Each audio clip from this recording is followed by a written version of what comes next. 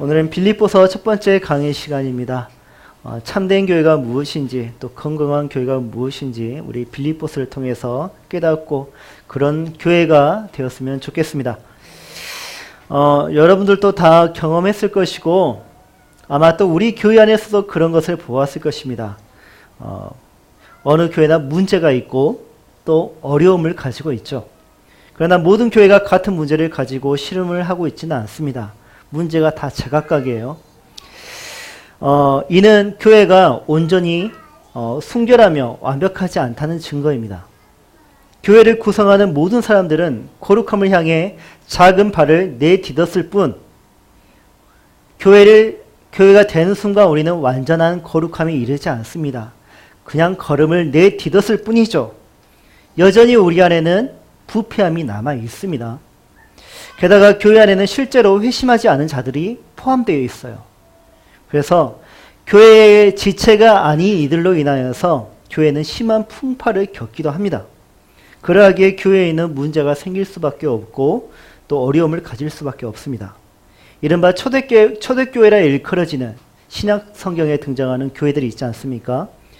그 교회들도 많은 문제를 가지고 있었죠. 고린도 교회 같은 경우는 육신에 속했으며 또 그 안에서 음행이 자행되었고 어떤 이는 술 취한 채로 성찬에 참여한 자들도 있었고 어떤 이는 하나님을 알지 못했다고 합니다.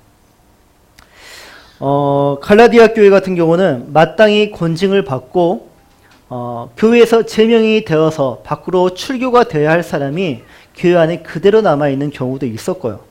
에베소 교회 같은 경우는 첫사랑을 버려버렸고 버가모 교회 같은 경우는 발람의 교훈을 지키는 자들도 있었다고 합니다. 발람의 교훈이 무엇인 줄 아십니까? 하나님을 위해서 죽겠다.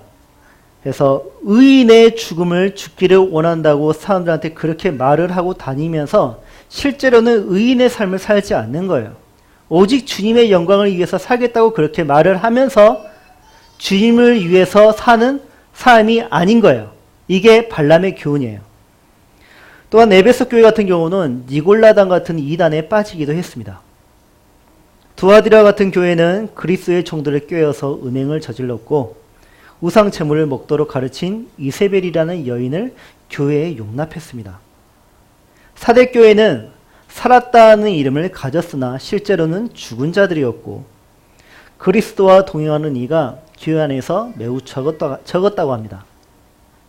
마지막으로 라오디게아 교회는 부자처럼 보이고 풍요롭게 보이고 부유하게 보였지만 정작 곤고한 것과 가련한 것과 가난한 것과 눈먼 것과 벌거벗은 것 같은 존재였다고 합니다. 이러한 내용들은 우리가 그러한 죄악에 빠지지 않도록 경고하는 역할을 하기도 합니다. 한편으로는 교회의 부정함을 이유로 내세워 순전한 다른 교회를 세우려고 교회를 떠날 수 없음을 우리에게 가르칩니다. 어차피 이 교회 안에 있는 문제가 다른 교회는 없다 한들 다른 교회도 다른 문제로 씨름을 하고 있다는 증거이죠. 순전한 교회를 세운다는 것은 솔직히 이 땅 위에서는 불가능하다라는 것입니다. 완전한 교회, 그런 교회는 불가능하다라는 것이죠. 그러나 우리가 거기서 포기해서는 안 되고 분별은 할 줄 알아야 돼요. 어떤 분별? 내가 속한 교회가 참된 교회인지 거짓 교회인지는 분별할 줄 알아야겠죠. 내가 가진 신앙이 참된 신앙인지 거짓 신앙인지는 분별할 줄 알아야겠고 나와 함께 있는 이 사람이 참된 교회인지 거짓 교회인지는 분별할 줄 알아야 우리가 그와 같은 문제에 다시는 빠지지 않을 수 있는 것입니다. 그래서 우리가 알아야 할 것들이 있는데 교회를 구별하는 표지예요. 표지. 우리가 책을 고를 때 그 표지를 보면 국어책인지 수학책인지 알 수 있잖아요. 교회도 그런 표지가 있다는 것이에요.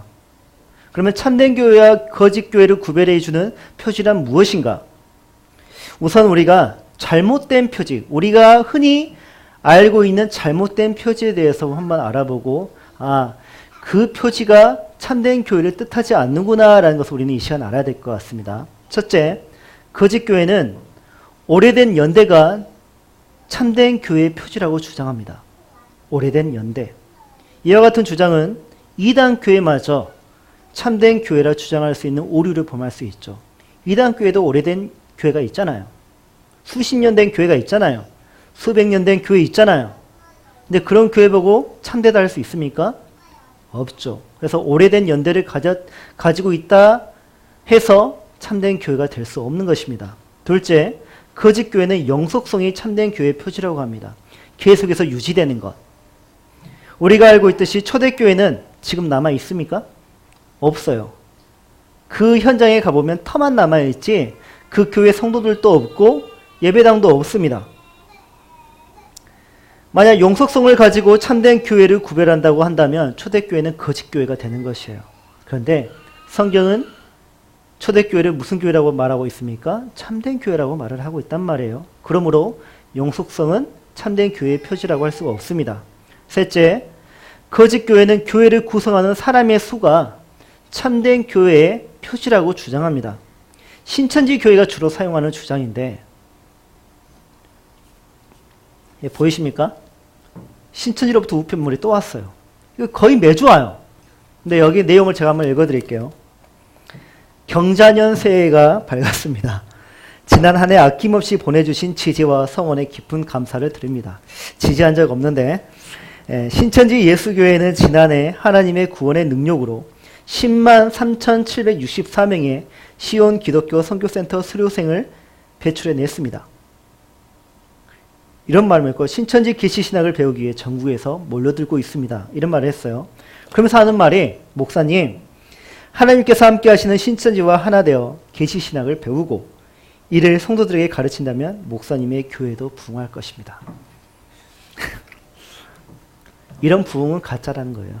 이게 말이 되는 부흥입니까? 이들은 이렇게 자기들이 많은 수료생을 배출해냈다. 이게 진짜 교회이지 않냐?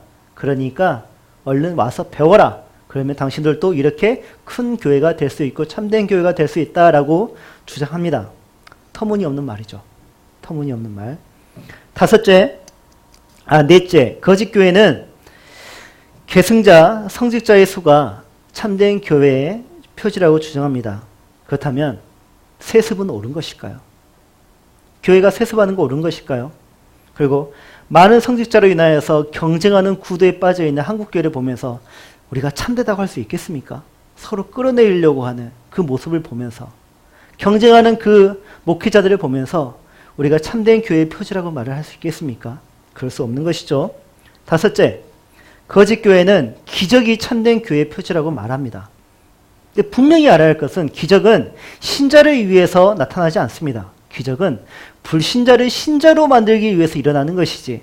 그러므로 참 신자로 구성되어 있는 교회 안에는 기적이 필요 없어요. 참된 교회에는 기적이 필요 없다는 말이에요. 마지막으로 거짓교회는 교회의 외적인 영광과 번영이 참된 교회의 표지라고 주장합니다.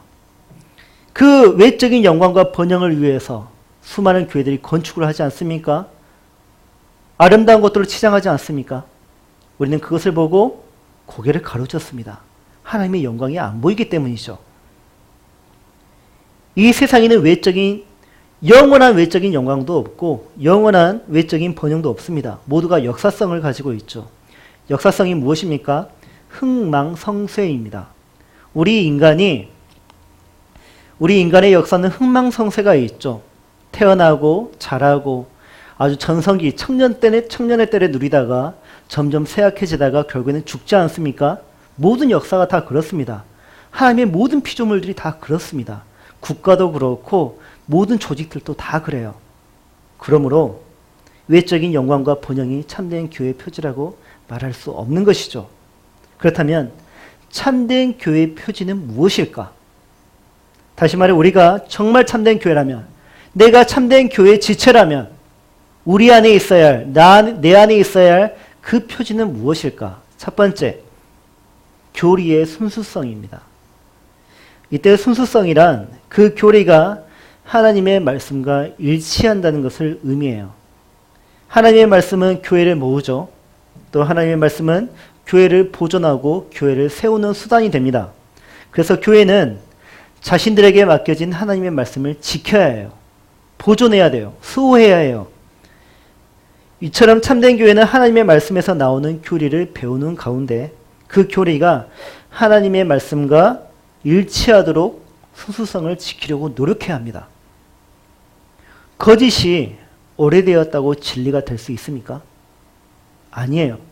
오래된 교리라 해가지고 그 교리가 진짜로 순수할까요?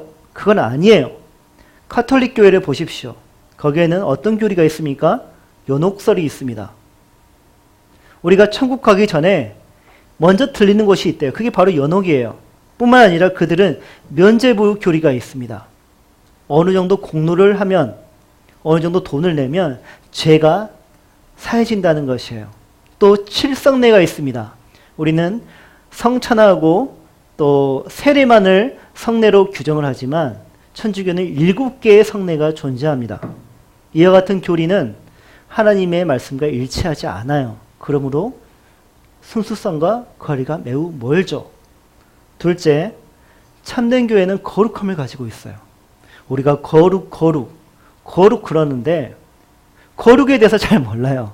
그러면 거룩함이란 무엇일까? 교회가 거룩하다는 것은 무엇을 의미할까? 세상의 모든 모임으로부터 구별되는 것이 거룩함입니다. 교회는 달라야 된다는 것이에요. 어떤 모임과 다 달라야 된다는 것이에요. 뿐만 아니라 교회는 하나님께 속했다는 것입니다. 그게 거룩함이에요. 세상에 속한 것이 아니라, 세상에 속한 모임이 아니라 하나님께 속한 모임이 바로 교회입니다. 그래서 거룩한 교회라고 하는 것이에요. 이러한 참된 거룩함은 참된 믿음에서 솟아나고 하나님의 뜻과 계명에 합한 성도의 마음에서 하나님의 형상이 회복하는 가운데 이루어지는 것이에요. 마지막으로 거룩함은 모든 것을 행할 때 하나님의 영광을 먼저 구합니다. 이처럼 참된 교회는 거룩함을 가지는 가운데 모든 선을 이루죠. 셋째, 참된 교회는 반드시 성례를 시행해요. 교회를 구별하는 표지 가운데 거룩함이 있다면, 우리 교회 안에 거룩함이 있다면 반드시 또 다른 표지도 드러나 있어야겠죠. 그게 바로 성례예요. 성례는 은혜 언약의 보증입니다. 행위 언약의 보증이 아니라 은혜 언약의 보증. 행위 언약이란 무엇입니까? 내가 율법을 잘 지키면 구원받는다는 것이죠. 영원함을 얻는다는 것이죠. 그러나 우리가 아까 하이델베르그 요리문답으로 고백했던 것처럼 우리에게 그런 능력이 있습니까? 없다고 했죠. 그러므로 성례는 은혜 언약의 보증이며 오직 하나님의 은혜로 받는 구원의 보증입니다. 오직 은혜 언약에 참여한 자들을 위해서 제정된 하나님의 선물이에요. 각각의 가문들이 자신들의 고유한 문양도 있고 또 도장이 있지 않습니까? 이렇게 서로를 구별하듯이 교회는 성례를 통해서 참된 교회와 거짓 교회를 구별합니다. 넷째, 참된 교회는 하나님의 말씀의 선포와 권징을 통해 그 정체를 드러내요. 우리 구주이신 예수 그리스도께서는 연합된 몸인 교회를 위해서 참된 가르침을 붙잡지 않고 그 가르침을 따라 살지도 않는 자들을 교회에 들이지도 말고 교회 밖으로 내쫓으라고 말씀하셨습니다. 이를 위해 주님께서 우리에게 교회에게 열쇠를 주셨는데, 천국을 여는 하나님 나라의 열쇠를 주셨는데, 이 열쇠가 바로 하나님 말씀 선포와 권징이에요. 이게 교회에게 주어졌다는 것을 의미합니다.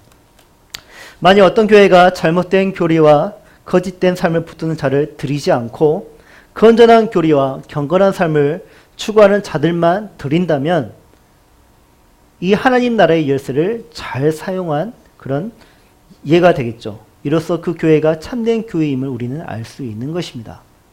그러나 어디에나 결점이 있듯이, 모든 교회가 결점이 있듯이 열쇠를 사용하는 데에도 불완전함이 존재하는 법이에요. 그렇다 하여 그것이 말씀 선포와 권징을 무효화하지는 않습니다.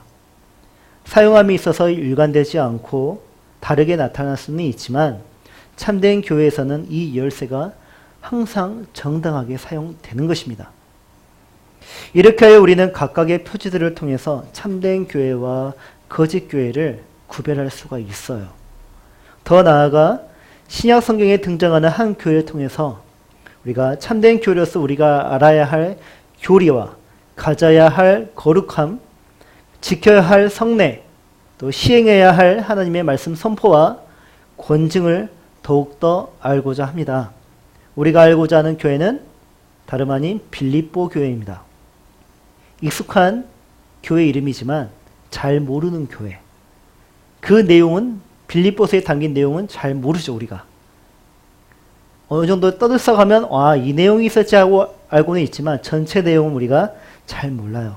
그래서 빌립보 교회를 통해서 참된 교회로서 더욱 그 표지를 드러내는 교회가 되었으면 좋겠습니다.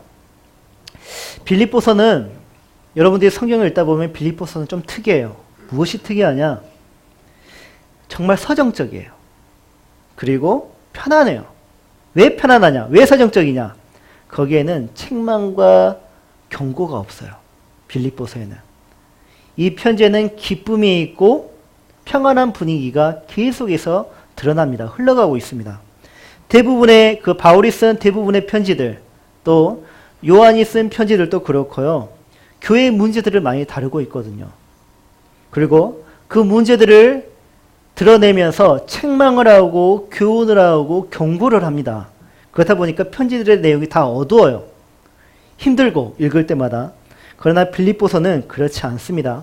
항상 교회를 향한 감사와 기쁨이 넘쳐나요. 바울이 이 편지를 쓸 당시에 바울이 무엇을 하고 있었냐면 여행을 할 때가 아니었습니다. 맛있는 음식을 먹을 때가 아니었고 편안하게 포도주를 마실 때가 아니었어요. 몸이 건강할 때가 아니었습니다. 그가 로마 감옥에 갇혀가지고 그 족쇄에 채워진 채 이 편지를 썼어요. 그런데 그 편지에는 기쁨과 감사가 넘쳐나고 있어요. 이게 놀라운 거예요. 어떻게 그것이 가능할까? 바울이 빌립보 교인들에게 품었던 사랑과 감사가 넘쳐났기 때문이에요. 비록 자신의 현실이 이렇지만 빌립보 교회를 생각하면 그들과 함께 했던 그 모든 추억들을 생각할 때면 기쁨과 감사가 넘쳤다라는 것이에요. 빌립보 교회는 복음이 전파되는데 정말 열성적으로 후원을 했던 교회입니다. 특히 바울이 선교 여행을 할 때 정말 물심양면으로 후원했던 교회가 바로 빌립보 교회예요. 그리고 바울은 그들의 수고와 헌신을 잊을 수가 없는 것이죠. 바울은 고난 중에 있었습니다. 언제 죽을지 모르는, 언제 사형의 명령이 떨어질지 그 모르는 상황에서 바울은 기뻐하고 있고 즐거워하고 있어요.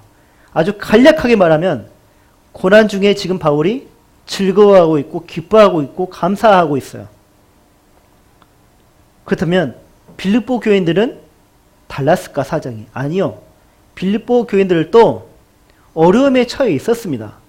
그들에게는 큰 내용은 없었지만 여러 가지 문제를 가지고 그들도 씨름하는 가운데 열심히 선교하고 있었고 바울의 선교 보고를 들으면서 기뻐하고 즐거워하고 있었어요. 이게 참된 교회의 모습이에요. 얼마나 멋있고 훌륭합니까?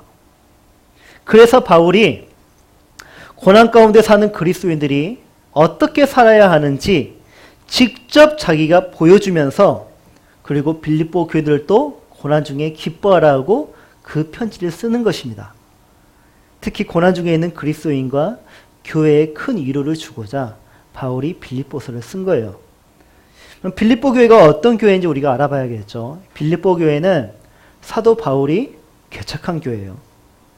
그 개척의 내용은 이렇습니다. 사도행전 16장은 빌립보 교회가 태동하게 된 배경을 써내려가고 있는데 바울이 2차 전도 여행을 떠납니다. 2차 전도 여행을 떠나면서 아시아 지역, 그러니까 지금으로 말하면 우리가 사는 이 아시아 지역이 아니라 터키 지역을 의미해요. 터키 지역을 그때 당시 소아시아라고 했거든요. 그 지역을 계속해서 선교 여행을 하는데 복음을 전하는 곳마다 아주 교회가 생겨나고 수많은 신자들이 생겨나는 것이에요. 여기에 너무나 기쁨이 넘치고 흥이 났던 사도 바울이 계속해서 더 깊숙이 그 아시아 쪽으로 들어가고자 하는데 그때 드로아에서 그가 환상을 봐요. 어떤 환상을 보냐? 마게도냐 한 사람이 딱 나타나가지고 와서 도우라. Come and help. 와서 도우라. 그런 말을 하는 거예요. 그리고 하나님은 그 환상을 통해서 아시아로 가고자 하는 바울의 의지를 꺾어서 유럽으로 향하게 합니다. 이때 의문점 하나가 생겨요. 바울은 환상 중에 본 사람을 어떻게 마게도냐 사람으로 알아봤을까? 유럽 사람도 우리가 봤을 때 다 비슷하게 생겼어요. 외국 사람들이 중국 사람, 한국 사람, 일본 사람 구별하기 어려워하죠. 우리는 구별을 할 수 있는데, 구별은 할 수는 있는데 한국 사람 중에 중국 같은 사람, 중국 사람 같은 사람이 있고 일본 사람 같은 사람이 있습니다. 착각할 수 있다는 말이에요. 그런데 바울은 정확히 그 사람이 마게도냐 사람인 줄 알았어요. 어떻게 알았을까? 제가 선교 여행을 무슨 여행이라고 하죠? 선교 여행이 아니라 성지순례를 갔다 왔는데 드로아에서 바다 건너편인 네아폴리라는 그 항구에 갔습니다. 네아폴리에는 바울 선교교회가 있거든요. 근데 그 교회 그 벽면에 바울이 환상을 보았던 그것을 모자이크로 이렇게 표현한 그림이 있었습니다. 그런데 거기에는 마게도냐 사람 한 사람이 등장을 하는데 그 사람이 누구냐면 알렉산더 대왕이에요.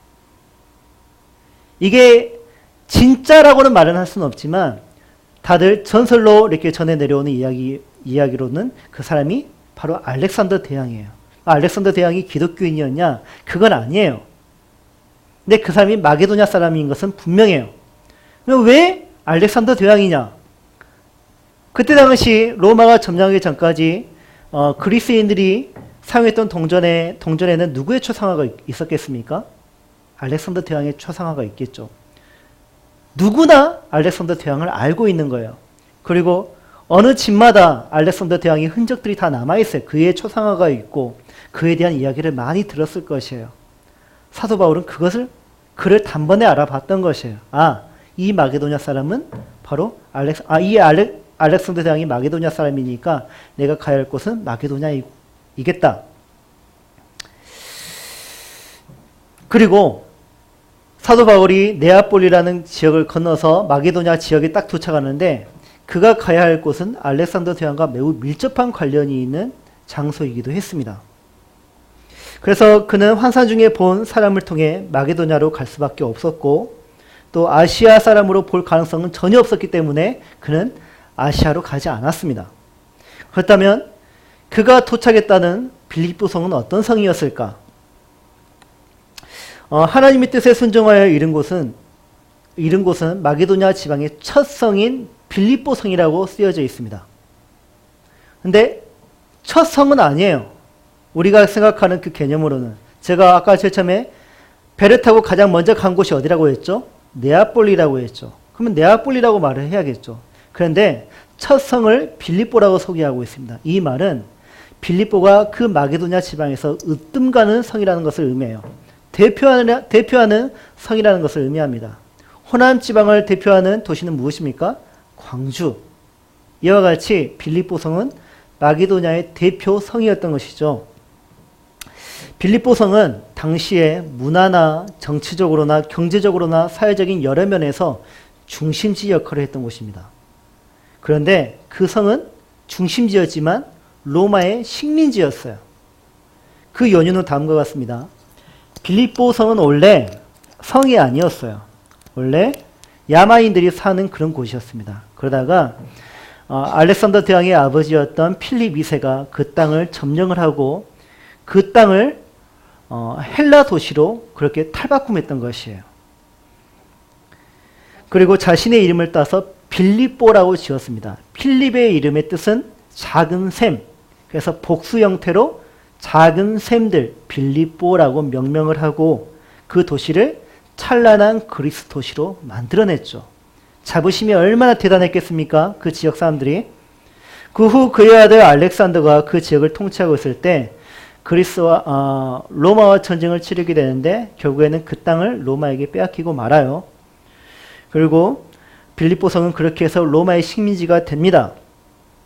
그리스의 문화가 꽃피운 도성이 하루아침에 로마 도시가 되지는 못해요. 그래서 로마는 어떻게 했냐면 빌립보 지역에 사람들을 대거 이주시키는데 그 이주했던 사람들이 로마에서 군 생활을 군생활을 하고 은퇴를 한 장성들, 그 사람들을 대거 이주시켰어요. 그리고 빌립보에 살던 모든 시민들에게 로마의 시민권을 줬습니다. 그렇게 함으로 빌립보 시민들은 식민지에서 비록 살고 있지만 로마의 시민권자로서 로마의 긍지와 영광을 누리게 될 뿐 아니라 혜택까지 다 누리고 있었던 것이죠. 헬라 도시였지만 이제 로마화가 된 로마 도시가, 작은 로마가 되었던 것이 바로 빌립보성이었습니다. 이 모든 과정에서 가장 중요한 역할을 했던 핵심적인 인물들은 바로 군인들이겠죠. 군인들이 그 도시를 로마로 만든 것이에요. 그래서 빌립보서를 보면 군대 용어가 자주 나와요. 이처럼 빌립보성은 특별한 역사와 문화를 가지고 있고 특별한 정서가 흐르고 있는데 그 특별한 정서란 바로 군인의 정서가 흐르고 있다는 말이에요. 제가 군 생활을 오래 하다 보니까 군인 지역에서 오래 살아봤잖아요. 근데 군인 지역에서 느낄 수 있는 정서가 무엇이냐면 군대라는 울타리 안에서만 그 서열이 존재하고 위계 질서가 있고 군기가 있는 것이 아니라 울타리 밖에서도 그게 존재해요. 그러니까 군인들 안에 사이에서 그 서열이 존재하고 군인들의 자녀들 사이에서 그 서열이 존재해요. 그리고 그 지역에는 은퇴한 군인들이 꽤 많이 살아요. 그러다 보니까 어디를 가나 교회를 가도 군인들이 있기 때문에 경례를 하게 돼요. 교회에서도. 얼마나 불편하겠습니까? 저는 불편했어요. 좀 자유롭게 신앙생활을 하고 싶어서 그냥 일반 교회를 갔는데 거기에 다 제 상사들이 있는 거예요. 그래서 나와버렸어요. 이처럼 빌립보성도 마찬가지였다는 것이에요. 이런 배경을 가지고 있는 성에 우선 빌립보성은 그런 성이었고 군대 위기 질서가 있는 사회, 전쟁의 흔적이 있는 그런 사회였고 로마의 긍지와 영광이 스며들어 있는 그런 사회였고 또 무엇보다 그 모든 것을 가능케 한 로마 황제는 그들의 신이었습니다. 이런 배경을 가지고 있는 성에 누가 선교하러 갔습니까? 바울이. 누가 교회를 개척하러 갔습니까? 바울이. 놀랍게도 바울이 만난 사람은 그 지역의 유지인 군인들을 만난 것이 아니라 여인들을 만났어요. 처음에. 그들은 빌립보 사회의 약자이자 그 존재와 영향력이 미미했던 또 여자들을 또 아무리 봐도 교회를 개척하는데 별 도움이 되지 못하는 그런 약자들인 여자를 먼저 만났어요. 더욱 난감한 것은 빌립보에는 회당이 없었어요. 유대인들의 회당이. 바울은 복음을 전할 때마다 유대인들의 회당에서 복음을 전파했습니다. 그래서 수많은 유대인들이 그리스도인이 되었죠. 그리고 이방인들이 그렇게 전도되었죠. 유대인 회당은 외국에 흩어져 사는 유대인들이 그들의 결속과 상생을 위해서 안식일마다 모여서 예배를 드린 곳이었는데 빌립보성에는 이상하게도 그 회당이 없었다는 것이에요.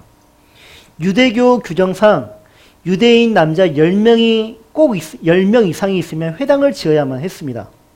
그런데 빌립보성에는 회당이 없었어요. 그것은 무엇을 의미하죠? 빌립보에는 유대인들이 살기에는 어려운 곳이었다는 것을 의미합니다. 유대인들이 없었대요. 10명조차도 없을 정도로 유대인들이 살아가기 힘든 험지가 바로 빌립보성이었어요. 이처럼 빌립보성은 선교하기에 매우 어려운 도시였고 교회를 개척하기에는 불가능한 곳이었습니다. 그런데 바울은 분명히 환상을 보았죠. 하나님께서 가라고 하셨잖아요. 그리고 하나님께서 마치 등을 막 미신 것처럼 그는 등 떠밀려서 이곳에 왔습니다. 그럼 우리가 생각하기에 이 정도로 하나님께서 확실히 보여주시고 확신을 주셨는데 예비하심이 분명히 있겠지라고 생각하겠죠. 그런데 빌립보에 가보니까 하나님의 예비하심이 있었습니까? 조금도 없었어요. 조금도. 완전히 총체적인 난국만 보일 뿐입니다. 이와 같은 상황 속에서 바울이 제일 먼저 무엇을 했냐면 강가로 가서 하나님께 기도합니다. 기도하러 강가에 가는데 그곳에서 누구를 만나요? 그 땅의 유지들? 그 성의 유지들? 아니요. 기적적으로 만난 사람들은 바로 여인들이었어요. 거기에서 루디아라는 여인을 만납니다. 루디아는 그녀의 실제 이름이 아니에요. 우리가 보통 사용하는 말이 있죠. 목포에서 시집온 여인을 보통 우리나라는 어떻게 말을 하죠? 목포댁. 무안에서 시집오면 무안댁. 그러죠.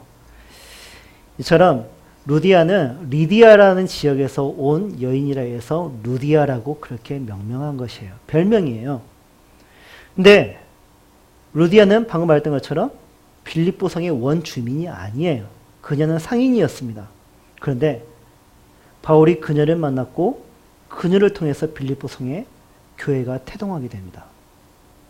빌립보 교회는 개척 초기부터 원주민이 아니라 이주민들에 의해서 그리고 여성들의 파워로 세워진 특이한 교회예요. 남자들의 성이었고 군인들의 성이었고 황제의 성이고 로마인들의 성인 빌립보 성에서 교회를 개척하기란 거의 불가능에 가깝죠. 국가와 황제에게 향한 군인들의 충성이 얼마나 대단했겠습니까? 그 충성을 하나님께로 돌리기란 거의 불가능에 가깝지 않겠습니까? 그런 환경 속에서 빌립보 교회는 태동하게 되었고 자랐으며 해외에 선교할 정도로 건강하고 튼실한 교회가 되었습니다. 무엇보다 책망할 것이 별로 없을 정도로 건강한 교회였고 참된 교회로서 그 표지가 확실했단 말이에요. 단연간 함께하면서 한 교회로서 살아온 빌립보 교회에게 사도 바울이 살아가는 그들을 생각하며 편지를 합니다. 편지의 내용은 기쁨과 감사가 있어요. 그들과 함께 나날들을 생각하면서 그들과 함께 말씀을 상고했던 그날들을 생각하면서 그들과 함께 교회를 세우고 교회가 부흥하는 것들을 생각하면 바울은 행복할 수밖에 없었던 것이에요.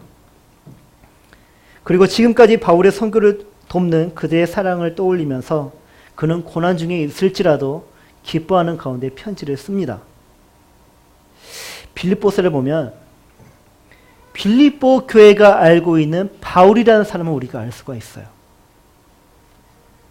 다수가 알고 있는 한 사람, 그러면 그 사람이 진면목이 드러나지 않겠습니까? 그래서 우리는 바울이라는 그리스도인, 바울이라는 한 교인, 바울이라는 한 성도에 대해서 우리가 빌립보서를 통해서 알 수가 있는데 빌립보 교회가 왜 그와의 관계를, 바울과의 관계를 끊지 않고 계속 소통하며 그를 열심히 도왔던 것일까요? 우리가 그래서 그것을 보면서 바울이 누구인지를 알 수가 있게 됐는데 1절을 우리 다시 한번 읽어보도록 하죠. 시작! 그리스도 예수의 종 바울과 디모데는 그리스도 예수 안에서 빌립보에 사는 모든 성도와 또한 감독들과 집사들에게 편지하노니 바울이 어떤 사람인지 이제 알겠습니까? 모르겠죠. 제가 설명을 해줘야겠죠. 그는 다른 편지에서 자기를 소개할 때는요, 데살로니가, 에베소서 그런 데 소개할 때는 꼭 사도라는 직분을 썼습니다. 그런데 여기에는 사도라는 직분이 쓰여지지 않아요. 그 이유는 빌립보 교회에 자기가 사도됨을 굳이 설명하지 않아도 되기 때문이에요. 왜 굳이 자기가 사도라는 것을 설명하지 않아도 되는 것일까? 그 이유는 빌립보 교회는 이방인들로 주로 이루어진 교회였지 유대인 그리스도인들로 주로 이루어진 교회가 아니었기 때문이에요. 유대인 그리스도인들은 바울의 사도직을 늘 의심을 했습니다. 예수님의 직속 제자들이 사도들이지 어떻게 바울이 사도가 되느냐 하면서 그들은 늘 딴지를 걸었고 바울을 인정하지 않았어요. 그러나 이방인들로 주로 이루어진 빌립보 교회는 바울을 사도로 이해하고 있었고 그렇게 믿고 있었단 말이에요. 그래서 사도라는 직분을 쓰지 않습니다. 그 대신 그는 어떤 단어를 쓰냐면 둘로스라는 단어를 쓰는데 둘로스는 종이라는 의미를 가지고 있습니다. 종도 여러 단계가 있어요. 종도 여러 단계. 이때 둘로스는 종들 중에서 가장 천한 종을 의미합니다. 천한 종. 자기 마음대로 밥을 먹을 수도 없고 자기 마음대로 화장실을 갈 수도 없고 오직 주인의 명령에 의해서만 주인의 뜻에서만 움직여야만 하는 그런 종. 그게 바로 둘로스예요. 그런데 사도 바울이 자기를 그렇게 둘로스로 설명하고 있는 것이에요. 이는 자신을 철저히 낮추고 낮고 낮은 종이라는 겸손을 표현하는 의미일 수도 있겠지만 더 큰 의미가 있어요. 어떤 의미가 있느냐? 구약 성경을 보면 모세를 하나님의 종 모세라고 합니다. 아모스 선지자를 하나님의 종 아모스라고 합니다. 바울은 자신을 그리스도 예수의 종이라고 표현을 합니다. 무엇을 의미하죠? 구약 시대의 모세와 아모스 선지자와 그 연장선상에 바울을 두는 것이에요. 그들과 같은 권위를 두는 것이에요. 선지자로서. 그러므로 인해 이 표현에서 두 가지 의미를 발견할 수가 있는데 바울은 자신이 그리스도 앞에서 겸손할 수밖에 없는 종임을 고백하는 동시에 구약시대의 선지자들의 역할과 사명의 반열에 자신이 서 있다는 것을 당당하게 밝히고자 합니다.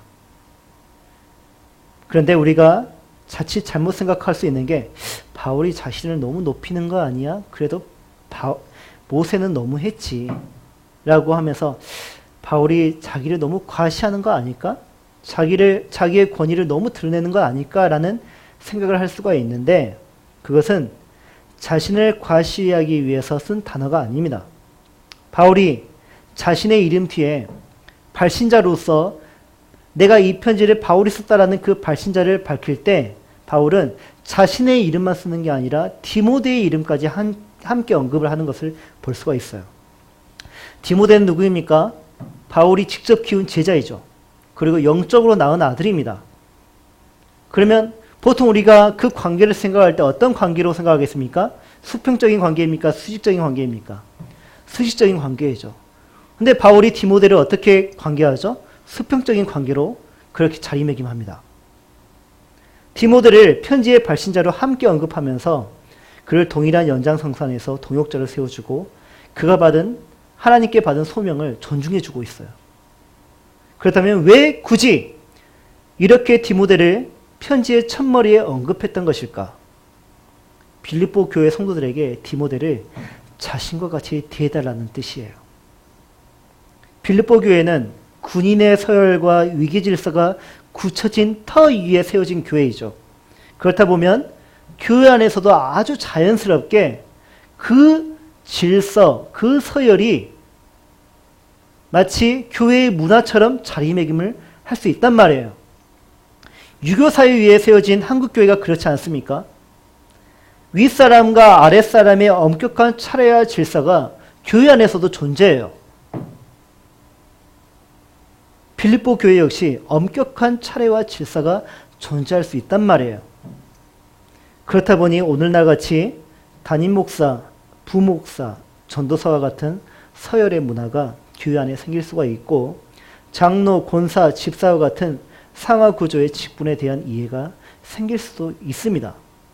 그래서 바울은 혹여 빌립보 교회에 그와 같은 일이 생기지 않도록 하기 위해서 디모데를 자신과 같은 사역자로, 동역자로 높여주면서 디모데를 차별하지 말고 자신과 똑같은 사역자로 대해달라고 그렇게 편지를 쓰는 것이죠. 교회의 영적 성숙도는 직분자를 대하는 태도를 보면 알 수가 있어요. 성숙한 교회일수록 모든 목회자를 똑같이 존중합니다. 물론 직분자를 대하는 태도도 마찬가지예요. 함께하는 동역자를 볼 때 바울이 디모데를 대하듯 우리는 그렇게 해야 합니다. 우리는 형제이고 식구이지 우리는 사회 조직이 아니란 말이에요. 그와 같은 의미에서 바울은 교인과 지도자 그룹을 언급할 때에도 가장 먼저 무엇을 언급하냐면 지도자에 있던 장로들, 집사들을 먼저 언급하는 것이 아니라 모든 성도를 먼저 언급한 다음에 장로들, 집사 순으로 편지의 수신자를 그렇게 언급합니다. 교회의 모든 직분자는 어디에서 비롯되기 때문입니까? 성도에서 비롯되기 때문이에요. 그것을 잊는 순간 교회는 상명하복의 군대가 돼버리고 말아요. 그런 교회는 사회의 연장선이지 주임의 몸이라 할 수가 없습니다. 팔다리에 서열이 있습니까? 우리의 지체 중에 서열이 있습니까? 없죠. 교회의 몸인 우리 안에 무슨 서열이 존재하겠습니까? 몸에도 서열이 없듯이 우리 안에도 서열은 존재하지 않습니다. 더군다나 빌립보 교회는 남자가 아닌 여자들에 의해서 태동한 교회예요. 왜 남자가 아니라 왜 여자일까요? 거기에 주님의 뜻이 있지 않겠습니까? 인간의 조직을 의존하려는 인간의 나약함을 제거하고자 하나님이 먼저 여자를 교회로 택하셨던 건 아닐까요? 서열은 진짜 편리한 도구거든요. 서열만큼 편리한 도구는 없습니다. 사람을 쉽게 움직이고 멈추게 할 수 있는 게 서열입니다. 내가 원하는 것을 쉽게 얻을 수 있게 만드는 것이 바로 서열이에요. 그러나 그만큼 서열은 쉽게 부패하거나 쉽게 무너지기도 합니다.